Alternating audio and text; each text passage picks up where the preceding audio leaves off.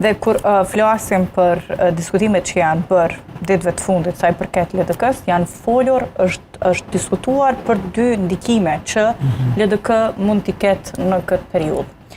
Ka pasur dy tabore në këtë çështje. Pra, një tabor ka folë për ndikimin e vetëvendosjes dhe tjetri ka folë për ndikimin e PDK-s. A ka faktor të jashtëm?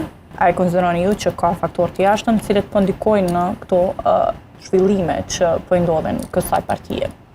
Unë nuk besoj në atë, do të pavarësisht asaj që ngritën opinionet e jashtme shumë pak kanë ndikuar në proceset vendimarrëse në LDK.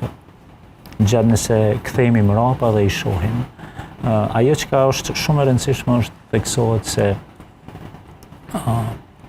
nuk duhet të taktizohet, do të thotë, në situata tilla politike nga akterët brenda lidhjes demokratike për një numër caktuar të votave apo për ndonjë që konsiderojnë një fitore të brendshme të individit apo të grupacionit.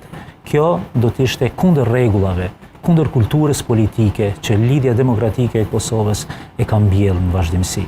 Prandaj unë shpresoj fuqishëm që tek delegatët, tek antarët e kuvendit të përgjithshëm të LDK-s të mbizotroj pjekuria politike që t'i qartësoj pozicionin e vetë. Normalisht, gjithmonë, atë themi që LDK-ja duhet të gjej përgjigje për atë që kanë gjatë këtij procesi dhe gjitha këto pakënaqësitë të cilët kanë rrjedhë dhe janë adresuar. Prandaj, nëse kemi përgjigje, unë besoj që do të ketë përgjigje për gjitha këto dhe të ruhet uniteti i brendshëm veprus. Nëse këto i kemi parasysh, atëherë të themi se LDK-ja nga ky proces mund të delë shumë e fuqishme në raport me qartësimin e brendshëm të cilit apo zërat të cilit janë ngritur ndërkohë. Ta themi edhe një gjë, LDK-ja gjithmonë është shquar për jo vetëm për kulturën politike, po dhe mendimin intelektual, i cili ka mbizotruar brenda strukturave të saj. Këto që kanë gjatë ditëve të fundit, apo debatet të cilet janë adresuar përmes akterëve të caktuar, nuk përkojnë me atë çka LDK-ja e ka pas në fokus gjithmonë, si pjesë e, ta themi, konceptit vet politik dhe vizionit politik.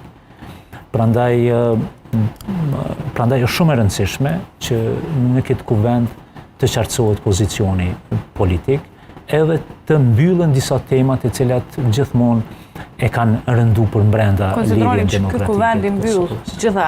Po disa të cilat unë mendoj që kanë qenë pjesë e kontestimeve të brendshme, e të legitimitetit, apo diçka që mund të thuhet se LDK-ja ka kaluar në disa procese, pavarësisht asaj që për dikën kanë qenë të qarta, për dikën ka pas shumë dilema, mirë po ato duhet të qartësohen. Prandaj vetëm duke